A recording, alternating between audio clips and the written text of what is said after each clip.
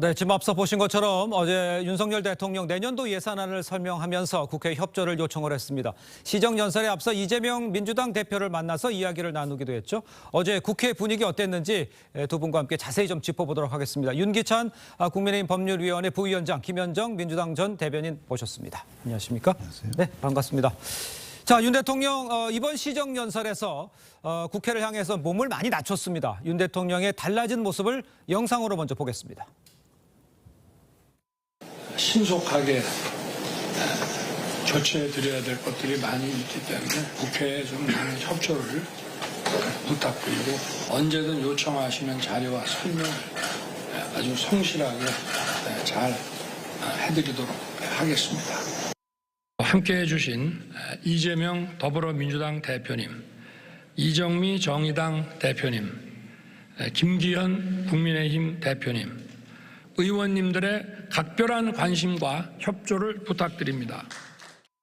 의원님들과 또 많은 얘기를 하게 돼서 취임 이후로 가장 편안하고 기쁜 날이 아닌가 이래 생각합니다. 자, 지금 들으셨습니다만 윤 대통령 연설을 시작하면서 이 통상 여야 순으로 호명하는 이 관례를 깨고 이재명 대표를 먼저 호명하기도 했습니다. 또 부탁, 감사 이런 표현 수차례 사용하기도 했었죠.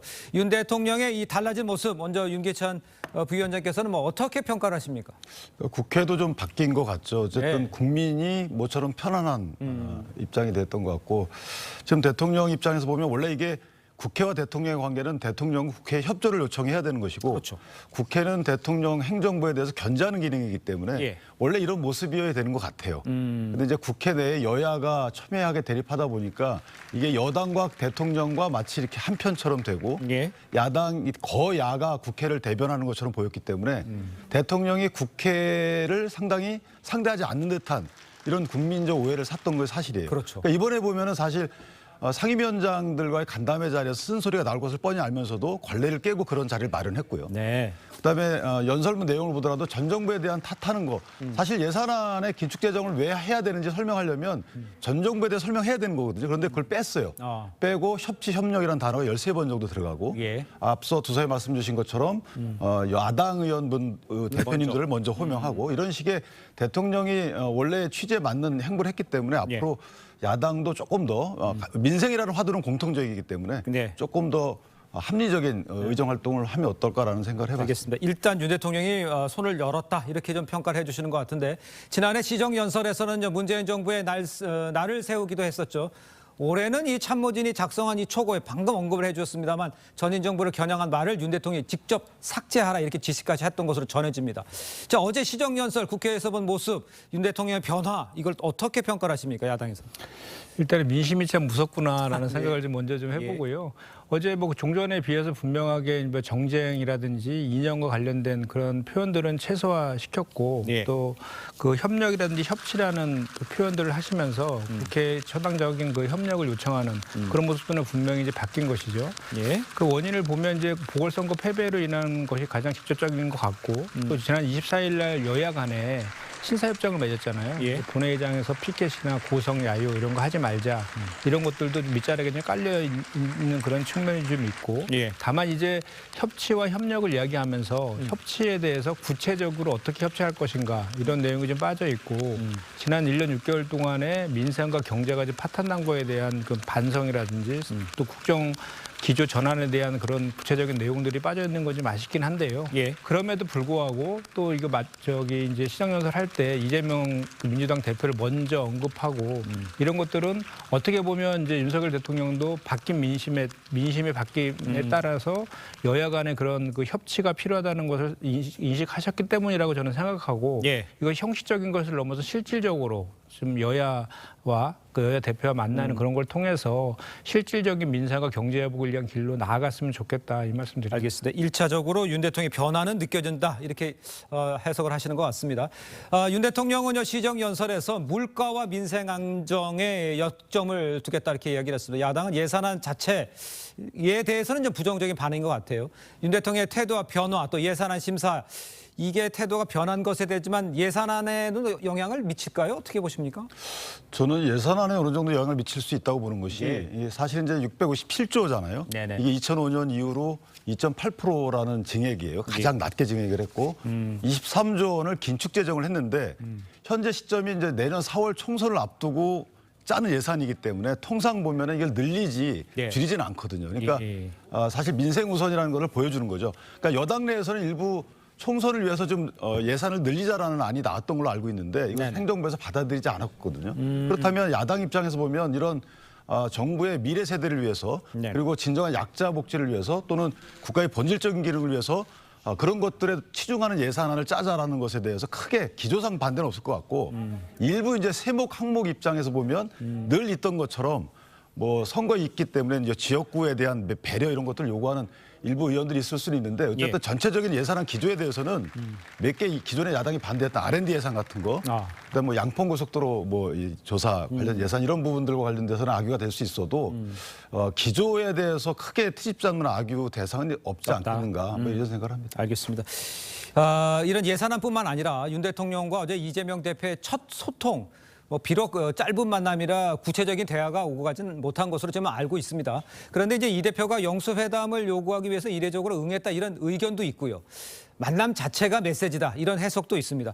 이재명 대표와 윤석열 대통령과 이재명 대표가 만나는 것은 어떤 향후적으로 봤을 때 그냥 메시지가 강하다 이렇게 볼 수는 있습니까?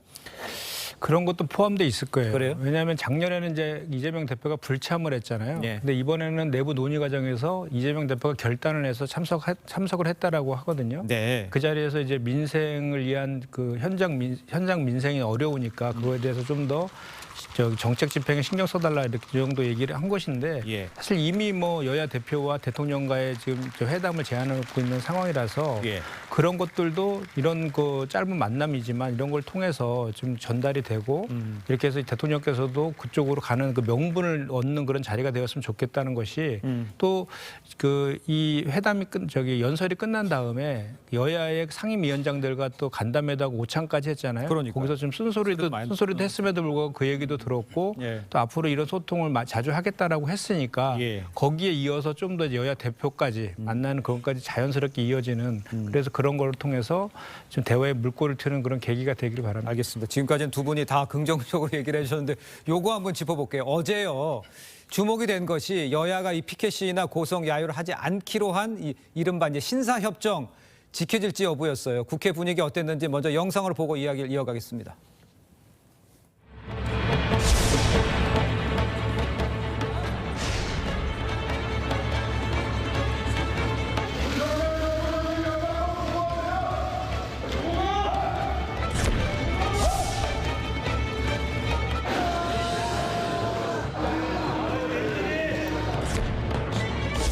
사회적 약자를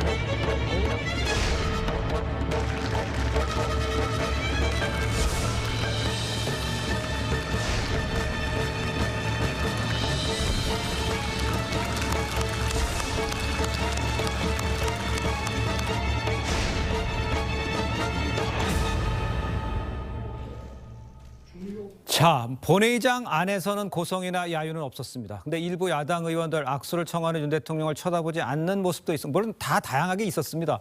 근데 회의장 밖에서는요, 피켓 시위가 벌어지기도 했습니다. 신사협정 지켜졌다고 보십니까? 어떻게 보십니까? 글쎄 뭐 어기는 건 어쩔 수 없지만 네. 지켜지지는 않은 거죠. 아. 굳이 왜냐하면 저 로텐돌 홀에서 거기도 국회 내예요. 그렇죠. 그러니까 대통령이랑 손님이 왔는데 굳이 저렇게 해야 되는지 그러지 않기 위해서 신사협정을 맺은 거 아니겠어요? 예. 저기 뭐 상임위원장, 본회의장 이외에 로텐돌도 사실 포함된다고 봐야 되는 것이고 또 하나는 저기 들고 있는 저런 메시지들이 저런 의원들의 대표인 뭐 원내대표나 아니면 당대표를 통해서 이미 충분히 전달이 되거든요. 그러니까 굳이 저렇게 할 이유가 뭐 있는지 잘 모르겠고 예.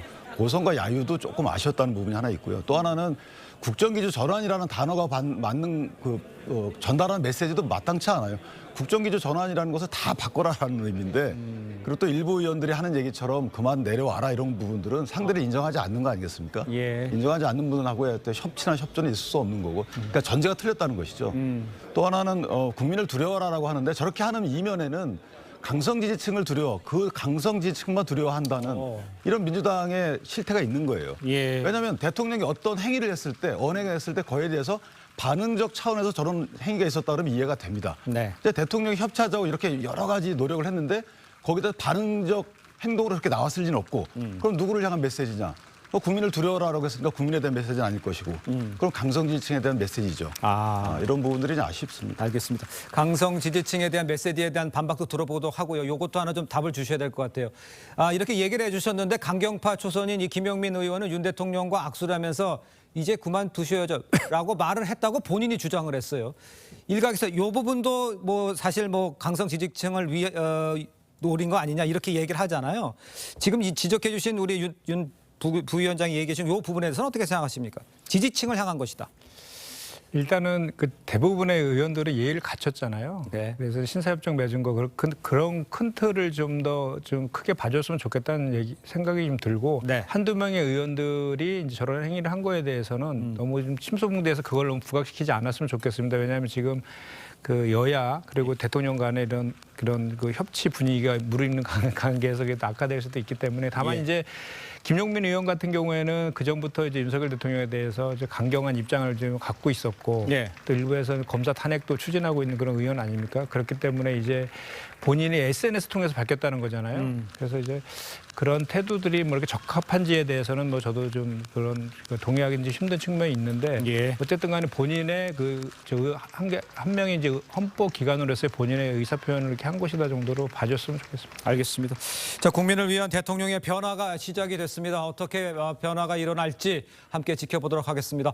다음 주제도 넘어가 보겠습니다. 이 국민의힘이 김포시를 서울에 편입하는 것을 당론으로 추진하면서 정치권이 지금 뜨겁게 달아오르고 있죠. 여야의 입장을 먼저 듣고 오겠습니다. 주민들의 의사를 존중해서 생활권과 행정구역이 일치되도록 하는 것이 우리 국민들을 위한 길이다. 그런 원칙하에서 김포를 우선적으로 생각하고 나머지 지역은 지역에 그런 요구가 있을 때 저희들이 검토할 것입니다. 이게 말로 그냥 뚝딱대는 그런 쉬운 사안이 아니에요. 여러 가지 복잡한 걸 검토하고 고민해야 되는 거고 막 함부로 던지고 그럴 얘기는 아닙니다.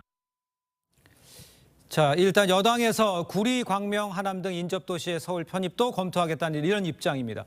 먼저 이제 김포 편입 문제 어느 정도 이야기가 진행이 된 건지 내부에서는 이거를 어느 정도 추진 TF팀도 구성한다고 그래요? 어떤 식으로 진행을 할 계획이십니까? 예, TF팀도 구성한다고 곧 출범한다고 하는데 그러니까요. 이게 사실은 이제 여론 등의 동향을 꾸준히 봐왔던 것 같습니다. 당 입장에서는. 그래서 이것을 이제 총선 전략 겸 사실 이런 입법 사항으로 추진한 것은 최근이지만 그 이전에 이제 김포에 여러 가지 그 논란들이 있었어요. 저희가 기억나듯이 김포 공항도 다 김포였던 것이 강석으로 들어간 거고. 그렇죠. 그다음에 검단 지역도 원래는 김포였습니다. 그런데 이게 인천으로 편입됐죠. 이런 식으로 우리가 모르는 사이에 많은 행정구역 일부가 사실은 이 경계 변경이 있었어요. 근데 이거 김포시 자체가 들어간다고 하니까 이번에 특별히 논란이 됐던 부분인데 어쨌든 당에서는 당론으로 이제 추진하기로 하고 정책위에서 이 타당성 검토를 한 이후에 입법으로 추진하기로 방침을 정한 것으로 그렇게 알고 있습니다. 예. 야당에서는요, 뜬금없다 이런 반응 외에 아직까지 뭐 이렇다 할 공식 입장은 내지 않고 있는 것으로 전해지고 있는데 지금 이 시점에서 민주당의 입장은 어떤 겁니까? 그러니까 뭐 필요시에는 검토가 가능하다. 근데 다만 이제 총선을 위한 이런 뜬금포식의 이런 발표들에 대해서 문제가 있다. 이 정도의 지금 입장인 거죠. 이게 사실 윤석열 정부의 국정 목표 중에도 살기 좋은 지방 시대가 있어요. 얼마 전에 경북도에도 윤석열 대통령 방문하셔서 지방도시 살기 좋은 지방도시 만들겠다 이렇게 말씀도 하셨는데 평소에 당정 일체론을 얘기한 것과도 상당히 배치되는 그런 얘기이기도 하고요. 그리고 사실은 이것이 이제 김포시의 만의 문제인 단편적인 문제가 아니거든요. 그럼 김포시만의 문제냐면 서울과 인접한 그 경기도의 그 지자체들과도 다 연관되는 그 문제여서 이것이 행정적인 법적인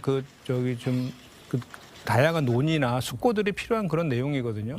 그래서 이제 사실은 지금 이 내용이 나온 것이 사실은 경기도에서 경기북도 설치하는 과정에서 나온 것이거든요. 맞습니다.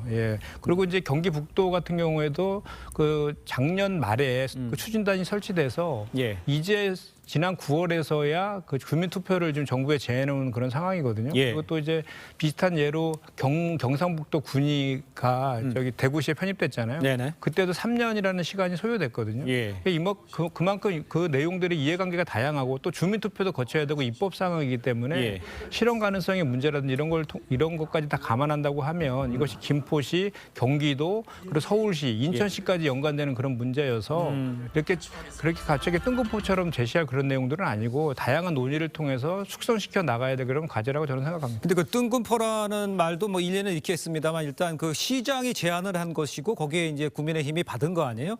김포 주민들이 만약에 주민들의 의견이라고 그러면 방향은 맞는 거 아닙니까? 뭐 절차상의 뭐 어려운 점은 있겠지만 방향에 대해서는 어떻게 생각하십니까? 주민들이 원하는 거에서. 그러니까 그거와 관련해서도 이게 사실은 이제 2008년도에 2008년 총선 때 왜 뉴타운 공약 때문에 그때 이제 소위 이제 국민의힘 전신인 그 여당에서 그 압승한 적이 있어요. 예. 40석을 얻은 적이 있었는데 그와 관련해서 이제 그런 것들을 좀 그런 사례를 갖고 이렇게 좀 그걸 다시 한번 그런 거를 재현하려고 하는 그런 의도들도 좀 읽혀 보이는데 예.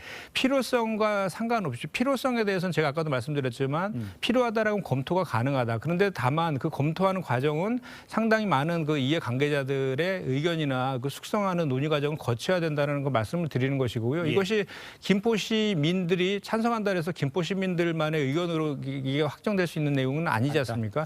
사실 이 문제가 처음에 시작된 것은 김포시장 과 그 이제 인천시장 그리고 서울시장이 모두 이제 국민의힘 소속이지 않습니까? 그리고 지금 김포시가 사실은 이 지하철 문제가 상당히 이제 크잖아요. 그래서 그 김포시장이 그 서울의 그 수도권 쓰레기 매립장을 김포에 하는 대신에 5호선을 연장하자 이런 제안을 했었는데 그 5호선 연장이 지금 지지부진해진 그런 측면을 좀 만회하기 위한 그런 측면도 같이 있거든요. 그래서 그런 것까지 다 감안해서 종합적으로 좀 검토해야 된다고 생각합니다. 근데 이게 예. 뜬금포라는 말은 안 맞는 것이 일단 저 경기도에서 김동연 지사가 이걸 경기 북부 자치도인가 이거 추진하고 있잖아요. 근데 거기에 행안부에 또 경기도에서 요청한 주민투표 안 해보면 김포시가 제외돼 있어요. 그러니까 김포시는 남도가 될지 북도가 될지 선택하라라고 하는데 북도가 되면 재정 자립도가 김포시보다 북도가 낮아요. 그러니까 김포시 입장에서 보면 생활권역이 강서 양천 지역인데 우리가 왜 북부로 가느냐라고 주민들이 요구하기 때문에 하는 것이고 이 선출직 정치인 입장에서 보면 주민들이 요구하지 않는 것을 할 수가 없어요. 그러니까 끌고 갈 수가 없거든요. 임명직 그 시장도 아니고. 따라서 의원 입법 형태든 어쨌든 국회 입법 사항이기 때문에 지금 총선쯤에서 이슈로 내는 것은 당연한 거거든요. 뜬금없다라는 말은 안 맞는 것이고. 제가 지금 말씀드린 거는 뭐냐면 10월 30일 날 김기현 대표가 얘기했잖아요. 그래서 이뇨한 혁신위원장이 이런저런 이제 얘기들도 하고 있는 과정 그리고 12구 참사 이태원 참사 다음 날이었고요. 또 대통령의 국회 이제 시정연설 하루 전날이었거든요. 그래서 굳이 이 시점에서 이렇게 이런 얘기를 하는 거에 대해서 얘기를 한 것이고 또한 그 여당과 김포시만의 문제가 아니지 않습니까? 경기도를 완전히 패싱해버렸어요. 그런 문제들까지 포함해서 말씀드립니다. 네, 알겠습니다. 글쎄, 뭐 얘기가 나와 있습니다만 이제 시장이 봤을 때는 이제 북부로 가기에는 한강이 있기 때문에 이제 서울하고 편입하는 게 맞다라고 현실적인 판단을 했다는 생각도 드는 상황입니다. 일단 드신 것처럼 이 서울로 이제 편입이 되면 교통 문제 해결, 의료시설 확충 이런 게 기대하는 목소리는 높을 것 같아요. 일부 주민들 여당이 선거용으로 띄우고 그치지 않느냐 이런 회의적인 분위기 이건 어떻게 생각하십니까? 만약에 혹시 이렇게 생각하는 주민들도 있다는데. 그러니까 저희가 지난번에 어떤 모 의원께서 메가시티 부울경 국민의힘이 시장이 되더니 이게 부울경이 좌초됐다고 말씀 주시는데 그때 울산이 반대했어요. 반대한 이유는 본인이 소신이 아니고 주민들이 반대했기 때문에 반대한 거예요. 시너지가 안 나기 때문에 반대한 거거든요. 그런데 현재 입장에서 보면 경기도는 반대할 수 있습니다. 김포가 떼어져 나가는 거 싫으니까. 만약에 서울시와 김포시가 원한다 그러면 이거 되는 거예요. 또 의원입법 형태로 경기도가 요청하지 않아도 가능한 거고 이것은 만약에 김포시의 시민들과 서울시의 시민들이 원한다면 추진이 가능한 거고요. 또 하나는 서로 윈윈이 될 가능성이 큰 거죠. 그러니까 서울시 입장에서 보면은 지금 그레이트 한강이라는 이슈를 추진하고 있는데 이 한강 하구 쪽에 위치해 있거든요. 바다하고 연결됩니다. 그리고 북한하고도 또 인접 지역에 있어요. 김포라는 곳이. 따라서 서울시 입장에서 보면 여러 가지 면에서 도움이 된다. 또 택지 개발이 가능한 부지를 확보할 수 있는 거고 김포시 입장에서 보면 사실은 사회복지 수급권 입장에서 보면 굉장히 높아지는 겁니다. 겁니다. 그러니까요. 그리고 공무담임권이나 선거권 이런 측면에서 봐도 상당히 본인들의 권리가 커지는 거기 때문에 예. 집값 이런 거는 뭐 어떻게 될지 모르는 거지만 어쨌든 여러 가지 주민의 복지나 권리 차원에서 보면 상당히 긍정적인 의견이 85%가 넘는 거 아니겠습니까? 알겠습니다. 그렇다면 저는 추진할 동인이 있는 것이고 예. 추진해야 되는 것이 정치권의 의무가 아닌가라는 생각이 그러니까 제가 저도 예, 잠깐 짧게 설명드릴게요. 말해주세요. 예. 과거에 그 우리 민주당 소속인 의원이 광명을 서울시에 편입시키자는 특별법을 제안한 적이 있어요. 그때도 광명 시민들이 85%가 찬성을 했었거든요. 비슷한 논리입니다. 그렇지만 저도 제가 아까 계속해서 말씀드린 것은 이 문제는 김포시와 서울시만의 문제가 아니에요. 경기도도 껴있고 경기도민들도 주민투표를 해야 되는 문제여서 김포시뿐만 아니라 뭐 구리라든지 남양주라든지 뭐 고양이라든지 성남이라든지 이렇게 그 경기도 인접 수도권에 인접해 있는 다양한 지자체들의 문제들이 엮여 있기 때문에 예. 그런 논의들도 같이 숙성된 이후에 진행해야 된다는 얘기를 알겠습니다. 아니, 말씀드리는 것이죠. 10초만 사실요. 팩트가 예. 만약에 의원입법 형태로 가면은 지방자치법에 따라서 경기도 의회의 의결이나 또는 경기도민의 주민투표가 필요 없어요. 알겠습니다. 해야 돼- 의원이 아니. 의원 아니. 그건 확인해 보도록 네, 하고요. 그거 맞습니다. 하여튼 의원 입법으로 추진한다는 얘기는 다시 한번 제가 정리해 드리겠습니다. 자, 두 분 말씀은 여기까지 듣겠습니다. 고맙습니다.